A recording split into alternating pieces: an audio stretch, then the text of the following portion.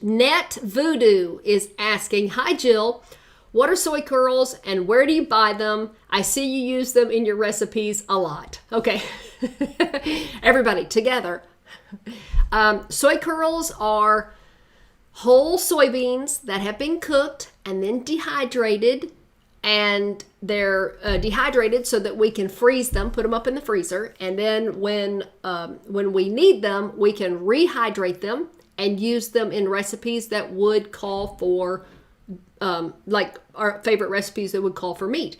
And soy curls are the whole bean, all natural. I buy them from butlerfoods.com. They are the only makers of soy curls. That's like a trademark name.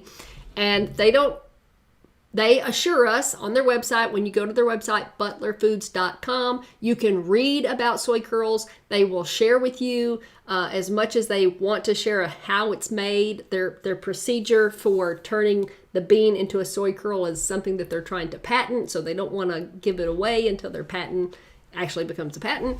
But but they do assure us that it is all natural. It is just the whole bean itself. There are no additives, no preservatives, no fillers or anything like that. It is the whole bean and nothing but the bean.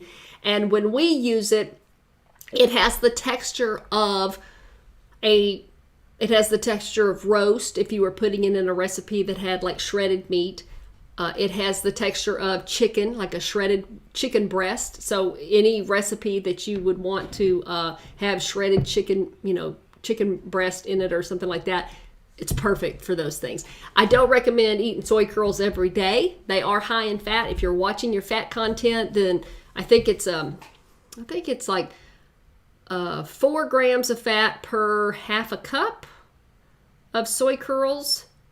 And if you're watching your fat, if for any reason, like you need to watch your fat for medical reasons, then you don't want to eat soy curls all the time. That's not a daily thing. But when you've got omnivores coming over and you want to make a dish that they know, but you don't want to put meat in it, soy curls are a great alternative to that. So, and you want to go to, I like to go to butlerfoods.com to order my soy curls. Of course, the least amount that you can order, I think they have 6 bags, which you're like, oh, I don't know if I want to order six bags first time out. So you can go over to Amazon. You'll probably find a bag or 2 over there. You are going to pay more, but if you just want that 1 bag, then that's probably the way to go about it. You could probably go to, if you go over to butlerfoods.com, they do have where our products are sold page, and you can type in and see if there's any stores or health food stores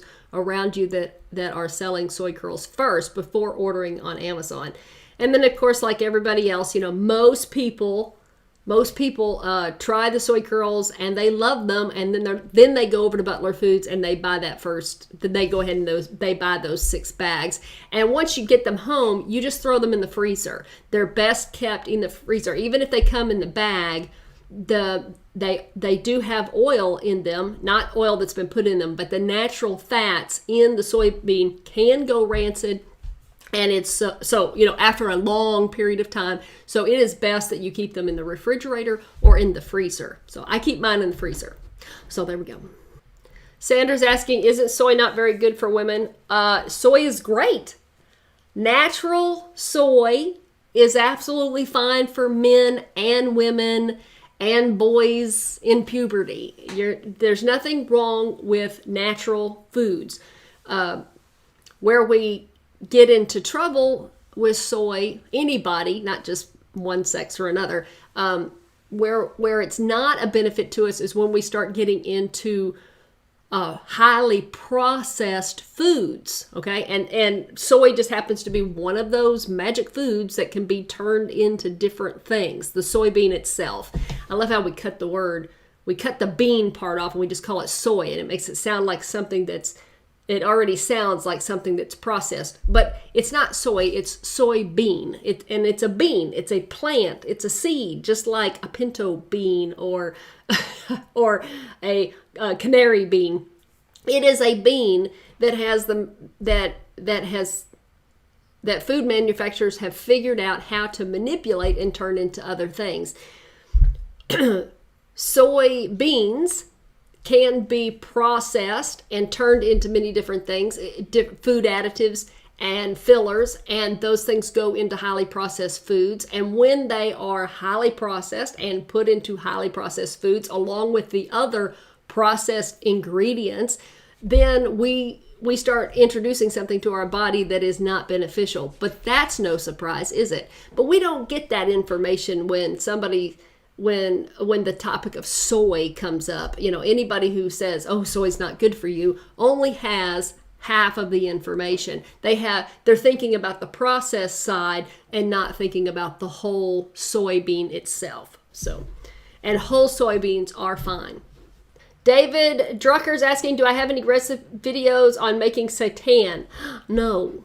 If not, why not? If so, how did I miss them? I do not. I have tried seitan a couple of times. Well, more than a couple of times. And honestly, I don't dig it. I don't dig it when I make it. So, and there's really only one seitan product I like, and that's the field roast artisan, what is it called? Artisan field roast sausages that they sell in the store. And my family likes those. But other than that, I've tried seitan products, and we don't dig it that much. We really don't. So we're just not fans. And if my family's not a fan of the food, then I'm not going to make it. It's just a waste of groceries for me. Even if it's the hot new thing and everybody's doing it and loving it, well, if my family doesn't dig it, there's no point in me pursuing it. You know what I'm saying? It's like that and jackfruit. We're not fans of jackfruit. That'll probably come up somewhere. We have tried jackfruit. Did that the first year we were plant-based. I went through a myriad of recipes there involving jackfruit, trying to see if my family would like it, and they just never did. We never dug it. And then later down the road we discovered soy curls. We tried those out. Those were an instant hit, and so we've just stuck with those. Margie Adams says, how to season soy curls with rice and beans.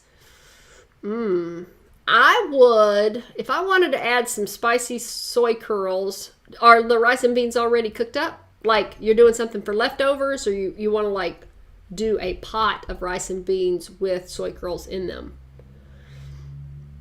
My first thought would be to take soy curls, rehydrate them, shred them in your Vitamix blender so they look like shredded chicken.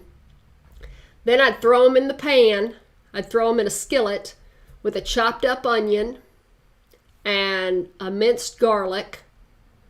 And I'd get out the chili powder and the cumin and your onion, even a little onion powder. Think taco flavoring, like a taco seasoning mix, okay? And I would add just enough water to help steam the onions long enough to get them translucent, because soy curls are already cooked. When we're eating them, we're just heating them up or putting seasoning on them. So I would treat those shredded soy curls like they were chicken in a pan, okay? Remember those days? You throw that soy curl in there, and you throw that onion, and the onion and the spices will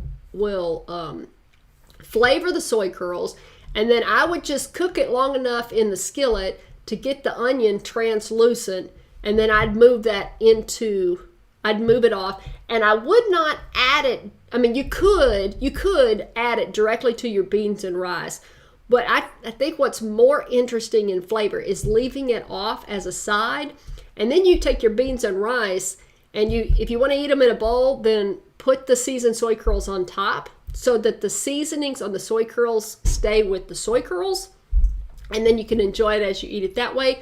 Or get out some tortillas or some taco shells or some baked chips or something like that, baked tortilla chips, and I'd leave the rice out, but I'd probably drop some beans on top of the chips, or put the beans and rice in a tortilla, and then I'd put the cooked soy curls on top of that, and have like a have like a bean taco, a soft taco. That's what I'm trying to think of. I'm gonna be hungry in just a little bit. Oh my God.